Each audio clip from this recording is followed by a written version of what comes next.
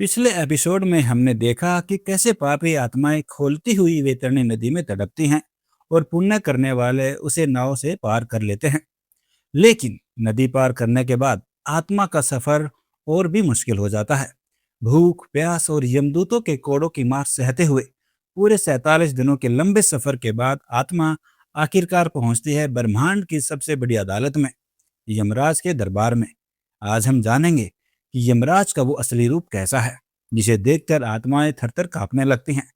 चित्रगुप्त कैसे सेकंडों में इंसान के इंटरनेट सर्च से लेकर उसकी सोच तक का हिसाब निकाल लेते हैं, और नरक की वो 84 लाख सजाएं कौन सी हैं।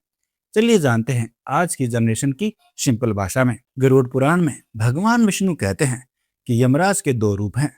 जो लोग अच्छे कर्म करते हैं उन्हें यमराज बहुत ही शांत, सौम्य और भगवान विष्णु के रूप में दिखाई देते हैं।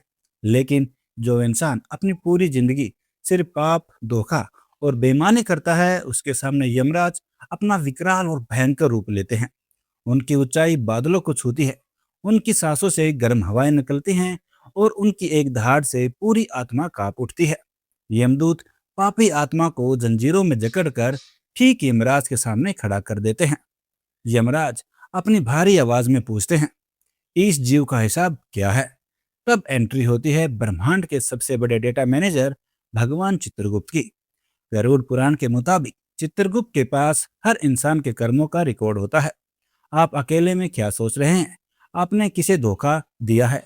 आपने कब किसी भूखे को खाना खिलाया या कब किसी का दिल दुखाया? सब कुछ चित्रगुप्त की इस कॉस्मिक डायरी में दर्ज होता है।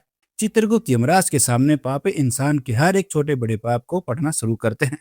आत्मा वहां चाहकर भी झूठ नहीं बोल सकती, क्योंकि उसके खुद के कर्म उसके सामने विजुअल्स की तरह चलने लगते हैं। सारे कर्म सुनने के बाद यमराज अपना अंतिम फैसला सुनाते हैं। गरुड़ पुराण में 84 लाख योनियों और कई तरह के नरकों का जिक्र है। जो लोग दूसरों का हक मारते हैं उन्हें तमिस्त्र नरक में कोड़ों से पीटा जाता है। जो जानवरों पर अत्याचार करते हैं उन्हें जलती हुई आग में डाला जाता है। आत्मा अपने पापों के हिसाब से सैकड़ों सालों तक नरक में सजा भुगतती है, और जब उसके पाप का असर कम हो जाता है तब उसे उसके बचे हुए कर्मों के आधार पर दोबारा पृथ्वी पर 84 लाख योनियों के चक्कर में भेज दिया जाता है। गरुड़ पुराण की यह पूरी कथा हमें डराने के लिए नहीं, बल्कि यह समझाने के लिए है कि हमारे आज के कर्म हमारा कल तय करते हैं। चाहे कोई हमें देख रहा हो या नहीं, हमारा कर्म चक्र हमेशा चालू रहता है। भगवान विष्णु कहते हैं कि जो इंसान इस ज्ञान को समझकर ईमानदारी, दया और सही रास्ते पर चलता है, उसे न तो यमदूतों का डर रहता है और न ही वैतरणी नदी का। उसे सीधे मोक्ष यानी परम शांति मिलती है।